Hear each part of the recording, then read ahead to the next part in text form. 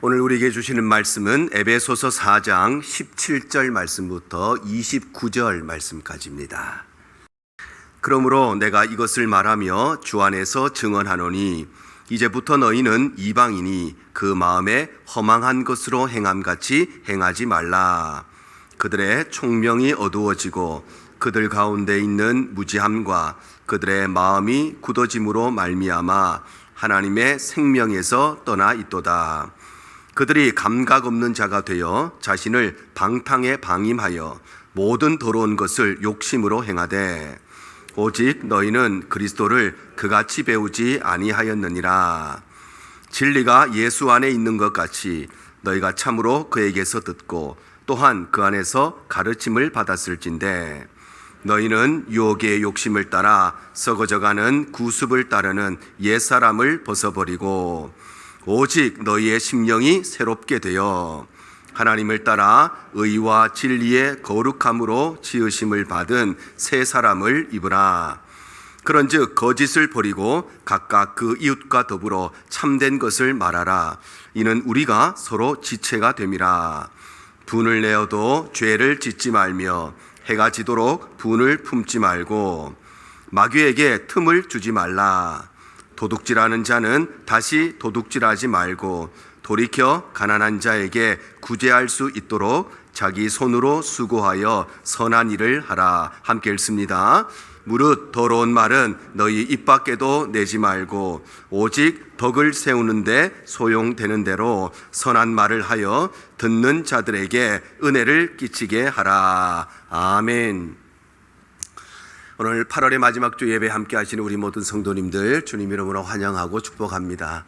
또 특별히 연휴를 맞이해서 우리 출타에 계신 우리 성도님들, 우리 여행길에 있는 성도님들 어디에 있든지 우리의 삶의 목적과 이유가 하나님을 예배하는 것임을 잊지 않고 예배 자리에 서시는 우리 온 성도들 되시기를 주님 이름으로 축복합니다. 사도 바울은 복음의 대서사시라고 불리는 이 에베소서의 말씀을 통해서 우리 성도들은 구원의 은혜와 또 기도의 능력을 받았기 때문에 먼저는 날마다 생명력 있게 살아가야 될 뿐만 아니라 또한 성령께서 하나 되게 하신 우리의 가정, 성령께서 하나 되게 하신 우리 교회, 성령께서 하나 되게 하신 내가 소속된 모든 공동체의 하나됨을 힘써 지켜야 된다고 말씀하셨습니다. 그런데 우리가 이러한 삶을 살기 위해서는 우리가 버려야 되는 것이 있고 또 반면에 우리가 취해야 하는 것이 있습니다. 세상의 모든 일이 그렇지 않겠습니까? 공부하는 학생이 내가 하고 싶은 거 다 하고 어떻게 좋은 성적을 얻겠습니까? 좋은 성적을 얻기 위해서는, 좋은 학교에 들어가기 위해서는 내가 버려야 될 것, 포기해야 될 것이 있고 또 반대로 내가 취해야 될 것이 있습니다. 이삿짐을 쌀 때도 마찬가지 아니겠습니까? 이삿짐을 쌀 때도 미련 없이 버려야 되는 것이 있고 또 과감하게 취해야 되는 것이 있고 여행을 갈 때도 마찬가지입니다. 모든 짐을 다 싸들머지고 갈 수가 없기 때문에 버려야 될 것과 취해야 될 것을 잘 구분해야 되는 것처럼 우리 성도들도 하나님 앞에 올바르게 살아가기 위해서, 믿음으로 살아가기 위해서는 버려야 될 것이 있고 그리고 취해야 될 것이 있다는 것입니다. 소설 속에 나오는 햄릿은 죽느냐 사느냐 그것이 문제로다 그것을 고민했습니다. 그런데 우리 성도들은 이것을 버려야 되는가 취해야 되는가 그것을 고민하고 살아가야 되는 것이 우리 성도들의 삶인 것입니다. 그렇다면 우리가 믿음으로 살기 위해서 버려야 될 것이 무엇이고 또한 취해야 할 것이 무엇인가, 오늘 성경이 세 가지를 말씀하십니다. 첫 번째는 우리는 무지함을 버리고 우리는 지식을 취해야 됩니다. 오늘 18절과 21절이 이렇게 말씀하십니다. 그들의 총명이 어두워지고 그들 가운데 있는 무지함과 그들의 마음이 굳어짐으로 말미암아 하나님의 생명에서 떠나 있도다. 진리가 예수 안에 있는 것 같이 너희가 참으로 그에게서 듣고 또한 그 안에서 가르침을 받았을진데 이렇게 말씀하시죠. 바로 우리는 무지함을 버리고 그리고 진리의 지식을 취해야 한다는 것입니다. 우리 기독교는 본질적인 면에서 지식을 추구하는 지식의 종교는 아닙니다. 그러나 그렇다고 해서 지식을 무의미한 것으로, 무가치한 것으로 여기지도 않습니다. 왜냐하면 우리가 구원받은 것은 하나님이 은혜의 선물로 주시는 믿음을 통해서 우리가 구원을 받지만, 그러나 우리의 믿음이라고 하는 것은 그냥 비과학적이고 비합리적인 미신 같은 믿음이 아니기 때문에, 우리의 믿음은 그냥 덮어놓고 무조건 믿는 맹신이 아니기 때문에, 우리의 믿음은 일상의 삶과 괴리되어 있는 광신적인 믿음이 아니라 우리의 믿음은 올바르고 정확한 지식 위에 굳건하게 서 있는 건강하고 합리적인 믿음이기 때문입니다. 그런데 그럼에도 불구하고 영적으로 무지하여서, 즉 하나님에 대해서 잘 알지 못하여서, 예수 그리스도의 십자가에 대해서, 복음에 대해서, 믿음에 대해서, 교회가 무엇인지에 대해서 잘 알지 못하여서 여전히 신앙생활을 하지만 미신처럼, 여전히 신앙생활을 하지만 광신처럼, 맹신처럼 신앙생활을 하는 사람이 적지 않게 있다는 것입니다. 그래서 여전히 착하게 살면 천국 가는 줄 알고 하나님의 뜻과 전혀 상관없이 그저 내가 치성을 많이 드리고 열심히 빌고 또 빌고 또 빌면 내 소원도 성취되고 내 모든 문제도 해결되고 내 질병도 치유되고 자녀들의 앞길도 열리고 모든 일들이 만사형통이 될 것이라고 생각하는 것, 그것은 건강하지 않는 믿음인 것이지요. 왜냐하면 우리의 믿음이라고 하는 것은 올바르고 정확한 지식 위에서 하나님이 누구신지를 분명하게 알고 하나님의 뜻이 무엇인가를 분명하게 알고 복음이 무엇인가, 교회가 무엇인가, 믿음이 무엇인가를 분명하게 아는 그 지식 위에 굳건하게 선 합리적인 믿음이 우리 기독교인들의 믿음이기 때문입니다. 그렇다면 우리가 취해야 되는 이 진리의 지식이 구체적으로 무엇인가? 오늘 20절이 이렇게 말씀하십니다. 오직 너희는 그리스도를 그같이 배우지 아니하였느니라. 바로 우리의 유일한 구원자가 되시는 예수 그리스도에 대해서 올바르고 정확하게 아는 것이 우리가 취해야 되는 진리의 지식이라는 것입니다. 우리 모두는 이 땅에 태어나면서 죄인으로 태어납니다. 왜냐하면 죄인의 후손이기 때문에 죄인으로 태어나는데, 우리가 죄인으로 태어난다는 것은 두 가지의 의미가 있습니다. 첫 번째로 우리가 죄인으로 태어난다는 것은 우리는 태어날 때부터 본능적으로 어떠한 죄라도, 큰 죄든 작은 죄든 어떠한 죄라도 지을 수 있는 무한한 능력을 가지고 태어나기 때문에, 그래서 우리는 자동적으로 누가 죄에 대해서 가르쳐 주지 않아도, 어떻게 죄를 지어야 되는지 한 번도 배운 적이 없고 훈련받지 않아도 자동적으로 죄를 지으며 살아가는 존재라는 것입니다. 그런가 하면 두 번째는 우리가 죄인으로 태어난다는 것은 우리는 이 죄로 말미암아 거룩하신 하나님을 만날 수가 없다는 것, 이 죄로 말미암아 우리는 구원받을 수가 없는 존재라는 것입니다. 그런데 하나님께서는 이런 억만죄인과 같은 우리를, 하나님을 만날 수도 없고 하나님 앞에 나가지도 못하고 하나님에 대해서 의식하지도 못하고 구원받지도 못한 우리를 위해서 독생자 예수 그리스도를 이 땅에 보내셔서 그 예수를 나의 구주와 주인으로 믿고 영접하는 자는 누구든지 구원을 받게 하신 것, 이것이 바로 우리가 취해야 되는 진리의 지식인 것입니다. 그래서 우리 성도들은 이 진리의 지식을 더 많이 알아가는 일에, 하나님에 대해서, 복음에 대해서, 예수 그리스도에 대해서, 믿음에 대해서 더 많이 알아가는 일을 위해서 우리는 열심을 내어야 하지만, 그러나 오늘날 많은 성도들은 이 일에 열심을 내지 않습니다. 왜냐하면 나는 모태신앙이니까, 나는 교회 오래 다녔으니까, 나는 직분도 받았으니까, 나는 우리 할아버지가 순교자시니까, 나는 우리 아버지가 장로님이고 우리 어머니가 권사님이니까, 나는 우리 형님이 목사님이고 내 동생이 선교사니까, 그래서 나는 이 진리의 지식에 대해서 잘 알고 있다고 착각하기 때문입니다. 여러분, 유명한 연예인이나 유명한 스포츠 스타들을 올바른 방법으로 사랑하고 올바른 방법으로 응원하면 그 사람은 좋은 팬이 되지요. 그러나 올바르지 않은 방법으로 그 스포츠 스타들, 연예인들을 사랑하고 응원하면 그 사람은 팬이 아니라 스토커가 되고 마는 것처럼, 우리가 하나님에 대해서 올바르게 알고 신앙생활을 해야 우리가 건강한 신앙인이 되는 것이지, 하나님에 대해서 잘 모르면서, 복음에 대해서 잘 모르면서, 교회가 무엇인지 잘 모르면서 신앙생활을 하면 우리는 세상의 많은 종교를 믿는 수많은 사람들과 같은 한낱 종교인에 불과해지는 것입니다. 그래서 호세아 선지자가 이렇게 말씀하시죠. 호세아 4장 6절과 6장 3절입니다. 내 백성이 지식이 없으므로 망하는도다. 그러므로 우리가 여호와를 알자, 힘써 여호와를 알자. 여기서 말하는 지식은 세상의 지식을 말하는 것이 아니지요. 하나님을 아는 지식, 하나님이 어떤 분이신가, 우리가 어떻게 구원을 받을 수 있는가, 복음이 무엇인가, 이것을 힘써 알아야 된다고 말씀하십니다. 왜냐하면 이 지식이 없어서 하나님의 백성들이 망하기 때문에. 그래서 우리는 이 진리의 지식을 더 정확하게, 더 올바르게 아는 일에 열심을 내어야 하는 것입니다. 우리 대형의 모든 성도님들, 진리의 지식을 아는 일에, 하나님에 대해서, 복음에 대해서, 교회에 대해서, 믿음에 대해서 더 분명하게 아는 일에 열심을 내시기를 바랍니다. 그래서 우리의 삶이 모든 무지함을 버리고 진리의 지식을 취하는 삶이 되시기를 바랍니다. 그럴 때에 우리는 세상의 종교인들과 똑같은 한낱 종교인들이 아니라 살아계신 하나님을 섬기는 진정한 신앙인들로 하나님 앞에 세워지게 될 줄로 믿습니다. 두 번째는 우리는 욕심을 버리고 그리고 거룩함을 취해야 됩니다. 자, 오늘 22절에서 24절이 이렇게 말씀하십니다. 너희는 유혹의 욕심을 따라 썩어져가는 구습을 따르는 옛사람을 벗어버리고 오직 너희의 심령이 새롭게 되어 하나님을 따라 의와 진리의 거룩함으로 지으심을 받은 새 사람을 입으라. 바로 우리는 욕심을 버리고 의와 진리의 거룩함을 취해야 되는 것입니다. 특별히 성경은 우리가 버려야 될 욕심이 무엇인가 이렇게 말씀하십니다. 22절 상반절 한 번 더 보시면 너희는 유혹의 욕심을 따라 이렇게 말씀하시죠. 바로 우리는 모든 욕심을 무조건 다 버려야 되는 것이 아니라 그 중에서 유혹의 욕심을 버려야 되는데 이 유혹의 욕심이 무엇인가? 하나님 앞에 진실되지 못하고 의롭지 못한 악한 욕심들을 말하는 것입니다. 욕심에는 두 가지가 있어요. 첫 번째는 선한 욕심이 있습니다. 그리고 두 번째 욕심은 악한 욕심이 있습니다.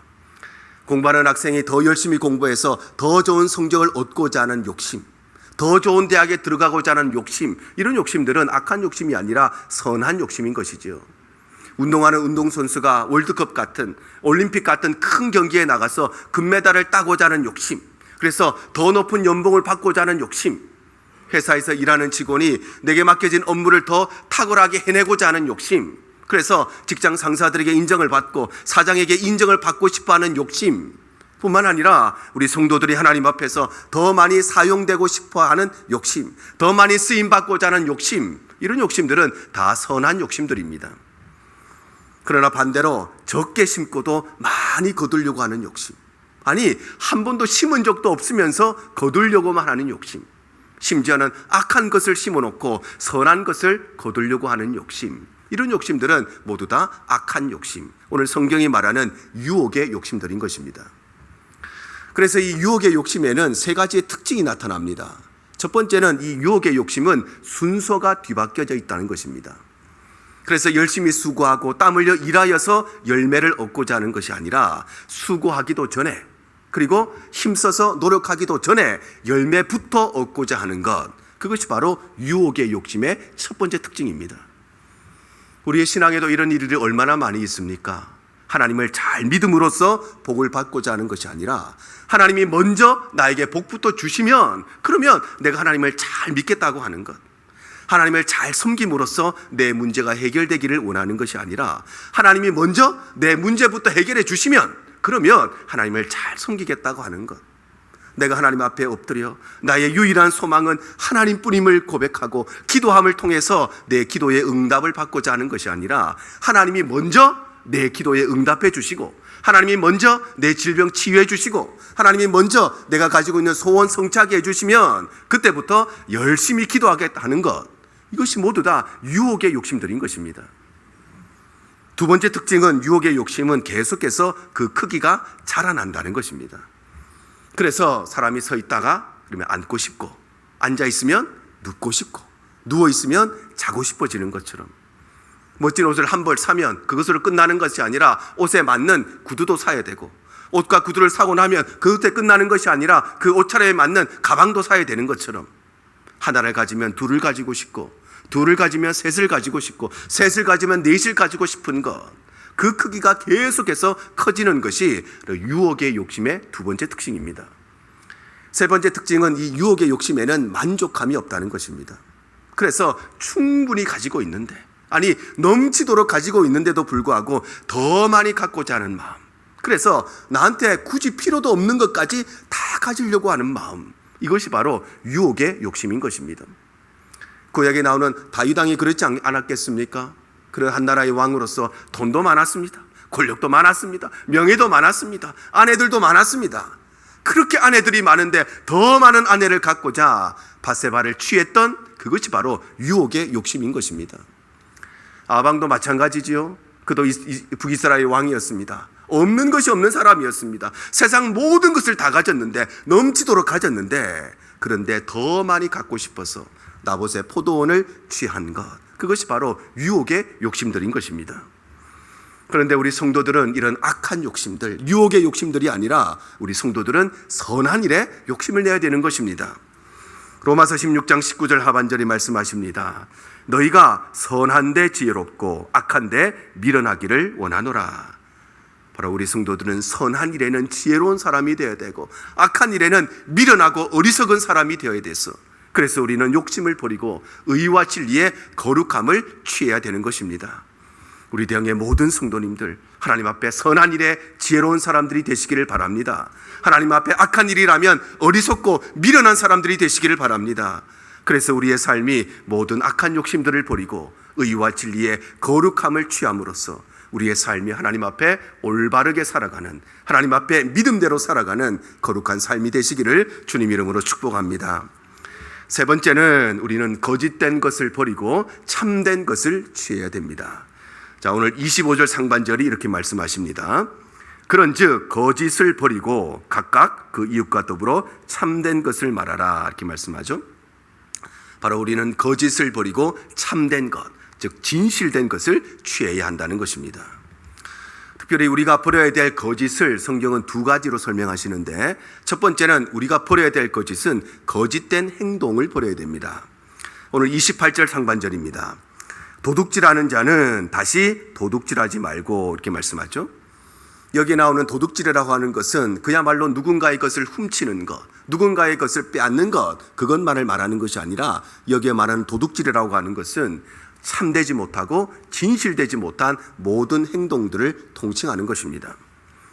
그래서 비즈니스를 운영하는 사업가가 자기 회사에서 근무하는 회사원들, 직원들에게 정당한 대가를 지불하지 않는 것, 또는 회사에 취직이 되어서 그곳에서 일하는 직원이 자기에게 맡겨진 근무 시간에 딴짓을 피우거나 농땡이를 부르거나 대충 시간만 때우려고 하는 것, 모든 것들도 도둑질에 해당되는 것입니다. 왜냐하면 비즈니스를 운영하는 사업가가 자기 회사에서 근무하는 사람에게 정당한 대가를 지불하지 않는 것은 그 직원의 시간, 그 직원의 노력, 그 직원이 가지고 있는 모든 수고를 도둑질하는 것과 똑같은 것이기 때문입니다. 뿐만 아니라 회사에서 일하는 사람도 나에게 주어진 근무 시간에 딴짓을 하고 시간만 때우려고 하고, 그리고 농땡이를 부리는 것은 그 회사의 수익과 그 회사의 미래와 그 회사의 발전을 도둑질하는 것과 똑같은 일인 것입니다. 우리 성도들 가운데 비즈니스하는 성도님들, 여러분의 회사에서 일하는 모든 직원들에게 당연히 정당한 대가를 지불해야 될 뿐만 아니라 그와 동시에 어떠한 갑질도 어떠한 착취도 없어야 할 것입니다. 뿐만 아니라 회사에서 근무하는 모든 성도님들, 여러분에게 주어진 근무 시간에 단 1분 1초라도 그것을 대충 시간만 때우려고 한다든지 농땡이를 부린다든지 딴짓을 한다는 것은 결코 믿음이 아니라는 것을 알아야 하는 것입니다. 특별히 근무 시간에 기도하시는 분들, 근무 시간에 성경 보시는 분들, 그것은 믿음이 아닙니다. 근무 시간에 내가 하루를 시작하면서 기도하고 말씀 읽고 큐티하고 시작하기를 원하시는 분들은 반드시 내게 주어진 쉬는 시간에, 점심시간에 남들보다 더 일찍 출근해서 그 일을 해야 되는 것입니다. 일을 해야 되는 근무 시간에 그것을 하지 않고 내가 신앙생활 열심히 하는 척 기도하는 것은 믿음이 아니라 그것은 회사의 수익과 회사의 미래를 도둑질하는 것과 똑같다는 것을 기억해야 되는 것입니다. 뿐만 아니라 우리에게 주어진 시간이나 물질을 참되고 진실되게 사용하지 않는 것도 도둑질에 해당됩니다. 우리에게 주어진 시간과 우리에게 주어진 인생을 헛된 일에, 의미 없는 일에, 가치 없는 일에 사용하는 것, 뿐만 아니라 우리에게 주어진 물질을 세상의 재미, 세상의 쾌락, 세상의 즐거움을 위해서 사용하고 하나님의 것을 하나님께 드리지 않는 모든 것도 도둑질에 해당되는 것입니다. 왜냐하면 우리의 인생의 주인도 하나님이시고 우리 시간의 주인도 하나님이시고 내 물질의 주인도 하나님이시기 때문에, 그래서 내 인생도 내 시간도 내 물질도 주인의 뜻대로, 하나님의 뜻대로 사용해야 되는데, 그것이 내 뜻대로 사용된다면 그것은 주인의 것을 훔치는 것과 똑같은 도둑질에 해당되는 것입니다. 그런가 하면 우리가 버려야 할 두 번째 거짓은 거짓된 말을 버려야 됩니다. 오늘 29절 상반절입니다. 무릇 더러운 말은 너희 입 밖에도 내지 말고, 이렇게 말씀하죠. 여기서 말씀하시는 더러운 말이라고 하는 것은 우리가 입에 담지 말아야 될 욕설이나 음담 패설뿐만 아니라 더러운 말이라고 하는 것은 참되지 못하고 진실되지 못한 모든 말들을 의미하는 것입니다. 거짓말하면 둘째가라면 서러워할 것이 우리 한국 사람들입니다. 그래서 전 세계적으로 사기 사건이 가장 많이 일어나는 나라가 한국이고, 이 사기 사건 중에서도 무고 사건, 즉 거짓말로 사기치는 일이 가장 많은 나라가 바로 한국입니다. 그래서 보험 사기가 가장 많은 나라도 한국이고, 내가 만약 사고를 냈을 때 병원에 입원하는 입원율이 가장 낮은 나라가 한국인데, 내가 만약 교통사고를 당하면 그 입원율이 가장 많은 나라, 가장 많이 입원하는 나라가 한국이라고 합니다. 그러니 굳이 입원하지 않아도, 아프지 않는데도 불구하고 거짓말로 입원하는 일이 가장 많은 나라가 한국이라는 것입니다. 그러나 하나님께서는 10계명 중에 9계명을 통해서 거짓말하지 말 것을 우리에게 분명하게 경고하시고, 민족의 지도였던 도산 안창호 선생은 만약 꿈에서라도 거짓말하지 말고 꿈에서 거짓말을 했다면 깨어나서 반성하라고 우리에게 권면을 했습니다. 예전에는 세상에 3대 거짓말이 있다고 하죠. 첫 번째는 늙으면 죽어야지 하는 어르신들의 말과, 두 번째는 이거 남는 거 하나도 없이 미치고 장사한다는 장사꾼의 말과, 세 번째는 절대 시집 안 가겠다는 노처녀의 말, 이 세 가지가 3대 거짓말이라고 했습니다. 그런데 오늘 한국에 6대 거짓말이 있다고 합니다. 새롭게 6가지의 거짓말이 우리 한국 사람들의 인식 속에 박혀 있습니다. 6대 거짓말이 누구의 거짓말일까요? 첫 번째는 나는 전혀 알지도 못하고 나는 한 푼도 받은 적도 없고 절대 관여한 적도 없다는 정치인들의 거짓말. 두 번째는 헌법과 법률과 양심에 따라서 공정하고 정직하게 판단한다는 판사들의 거짓말.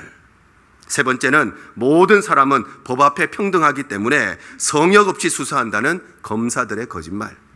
네 번째는 그 어떤 것도 환자의 생명과 건강보다 우선시될 수 없다는 의사들의 거짓말. 다섯 번째는 이게 마지막 기회인데 너에게만 알려준다는 사기꾼들의 거짓말. 그리고 마지막 6번째는 참으로 가슴 아픈 이야기고 교회와 성도들이 귀담아 들어야 될 일입니다. 한국 사회가 6번째 거짓말로 여기는 것은 하나님은 사랑이시니 우리도 서로 사랑한다는 기독교인들의 거짓말. 이것이 오늘날 한국 교회를 바라보는 우리 한국 사람들의 6대 거짓말입니다.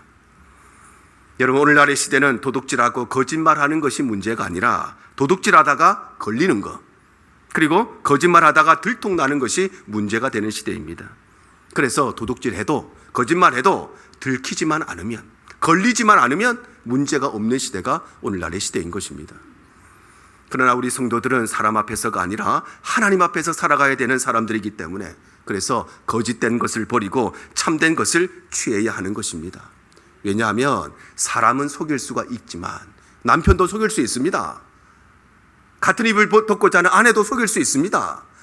모든 사람을 다 속일 수 있습니다. 목사도 속일 수 있습니다. 그러나 하나님은 속일 수가 없기 때문에, 그래서 우리가 하나님 앞에 진실되게 살아가야 되는 것입니다.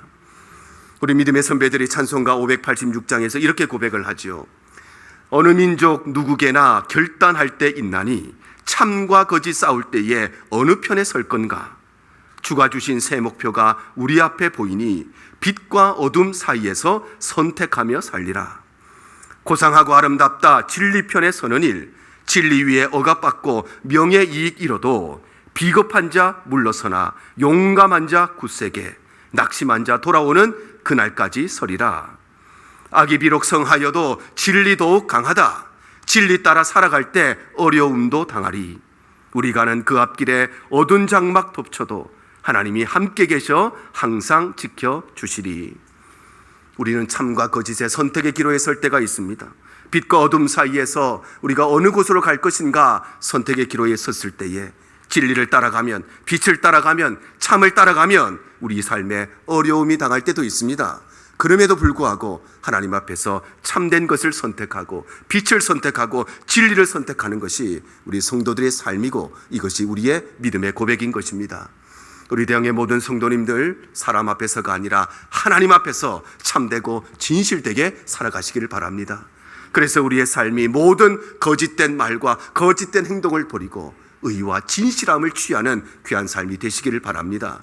그럴 때에 우리가 믿음으로 살아갈 수 있고, 그럴 때에 우리는 세상과 구별되이 살아가게 될 줄로 믿습니다. 이처럼 우리에게는 버려야 될 것이 있고 취해야 될 것이 있습니다. 먼저는 무지함을 버리고 예수 그리스도에 대한 올바른 진리의 지식을 취해야 되고, 두 번째는 악한 욕심을 버리고 우리는 선한 욕심을 취해야 되고, 세 번째 우리는 거짓된 말과 행동을 버리고 우리는 진실된 것을 취해야 되는 것입니다. 그런데 오늘 성경은 우리가 취해야 될 것을 단순히 소유가 아니라 우리가 입어야 된다고 말씀을 하십니다. 오늘 24절이 이렇게 말씀하시죠. 하나님을 따라 의와 진리의 거룩함으로 지으심을 받은 새 사람을 입으라, 이렇게 말씀하십니다. 취한다고 하는 것은 내가 그것을 취해서 내 것으로 만들고 내가 가지고 내가 소유한다, 이런 의미를 가지지만, 입는다고 하는 것은 그것과 내가 연합을 이루고 그것과 내가 하나가 된다는 것입니다. 그러므로 우리가 예수 그리스도에 대한 참된 진리의 지식을 입는다는 것, 우리가 선한 욕심을 입는다는 것, 거짓을 버리고 참되고 진실된 것을 우리가 입는다고 하는 것은, 이것은 그냥 우리가 소유하고 있는 것이 아니라 이것이 우리의 존재가 되어야 되고 우리의 신분이 되어야 된다는 그런 말씀인 것입니다.